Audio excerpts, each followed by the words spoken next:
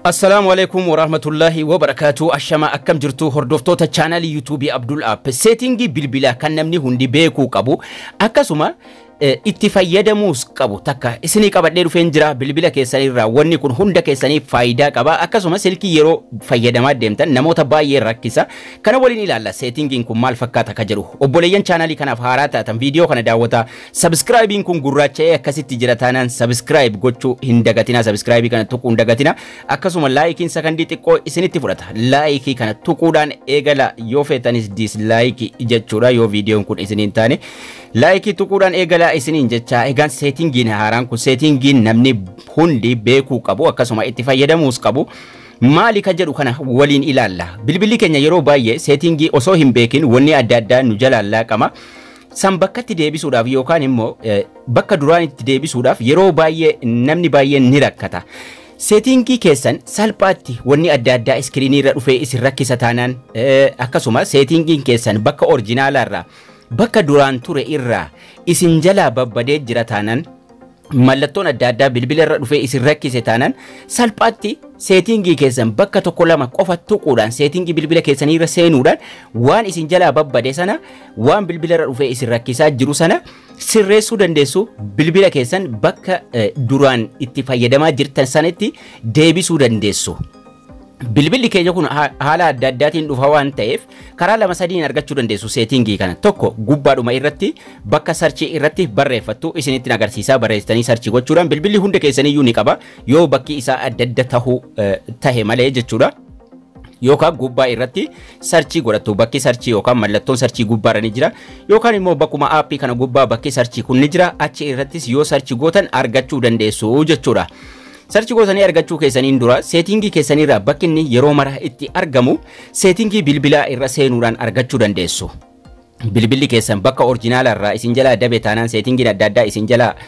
lallaaqamee jira taanaan settingii bilbila keessanirra seenuudhaan waan sana barbaadanii sirreessuun isinirraa hin eegamu. Erga settingii bilbilaarra seentanii booda xumura bilbila keessanirra deemuudhaan about phone waan jedhu barbaaddattu. Waa'ee bilbilaa jechuudha about phone ka jedhu kana irra tuquudhaan keessa seentu about phone kana yeroo keessa seentan xumura irratti reset ka jettu magariisaan barreeffamtee faa argattu reset jetti resetii kanarra tuqxu resetii kanarra tuquudha reset settingii asii argachuu dandeessu garuu yoo barbaachisaa hin taane bakka reset settingii kana bilbila keessanirraa sarchiidhuma gochuudhaanis dhufuu dandeessu jechuudha. Sirriitti hubadhaa reset jettaniituma sarchii gootu asirratti reset yeroo isin jettanii sarchii gootan raa'ee saa fi taadha qubeedhuma shan qofa kana sarchi gochuudhaan reset used pattern auto factory reset jedhee isiniif fida reset setting ka jedhu irra tuquu dandeessu yookaan immoo reset ka jettu qofa irra tuqachuun gara fuula duraa deemtu bakkuma sana isin geessaa jechuudha. Yeroo bakka kana dhuftan reset settingidha kan nuti barbaannu. Reset network miti reset factory data reset miti reset setting isa jedhu isa jalqabaa fayyadamtu. Kun settingii hunda isa waan isin jalaa babbade guutuu isa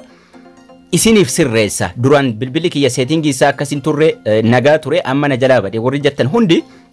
reset setting isa kan jedhu kanarra tuqachuun gara fuula duraa deemtu reset settingiin kun settingii keessan bakka orjinaalaatti bakka sirrii ta'etti isiniif deebisa wanni hundi wanni akkuma isin duraan fayyadamaa turtanitti deebi'aa jechuudha isa sadaffaas tuquun qabdan isa gidduus tuquun qabdan reset setting isa jedhurra tuqattu jechuudha settingii bilbila keessanii mara isa bakkatti isiniif deebisa. Wanni kun waa takkitti bilbila keessan isin jalaan balleessu suuraa viidiyoo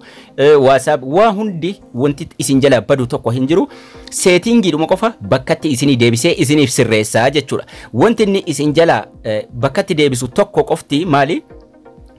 ringtoonii yookaan immoo sagalee xirriisan qofa irraa isinii kaasee ka jalqabaatti deebisa sanaan ala wanni hundinuu settingii isa bakka orjinaalatti isiniif deebisa jechuudha wanti iskiriinii keessanirra dhufee isin jeeqaa jiru marti isa isinirraa kahaa jechuudha settingii isin dogoggoraan balleessitan marti isa bakkatti isiniif deebi'a settingiidhuma bilbilaa qofa isiniif sirreessaa jechuudha waan daa'imman tuttuqanii isin jalaa balleessan faa bakka itti deebisee sirreessa. Sanaan ala waa tokko wanni inni isin jala balleessu tokko hin jiru jechuudha. Seetingii bilbila keessanii kan isin beekas ta'e osoo hin beekin bilbila tuttuqaa yookaan daa'imman isin jala tuttuqanii seetingii isaa sagalee fa'aa isin jala cufan wanni adda addaa bakka itti isiniif deebi'a. Reset seetingii jedhama mata dureen isaa ergasii reset keessa seentanii sanaan booda egaa jala isaatti reset settings jedhee bluudhaan jira santuquudhaan gara fuula duraatti adeemtu jechuudha. Yeroo isin resetii tuutan seetingiin hundi isaatu bakka itti isiniif deebi'a jechuudha. Reset seetingii yoo tuutan yeroo tokko bilbilli keessan cufamee banama ni eeydu haga inni ofiin cufee banuutti. Yoo cufamee banamuu dhiises achumatti isiniif sirreessa wanni hundinuu bakka orjinaalatti isiniif deebi'a. Reset seetingii ka jedhu magariisa san tuutu jechuudha. Yoo abaawutii keessaa dhabdan immoo gubbaa irratti akkuma seetingii keessa seentaniin bakka sarchii irratti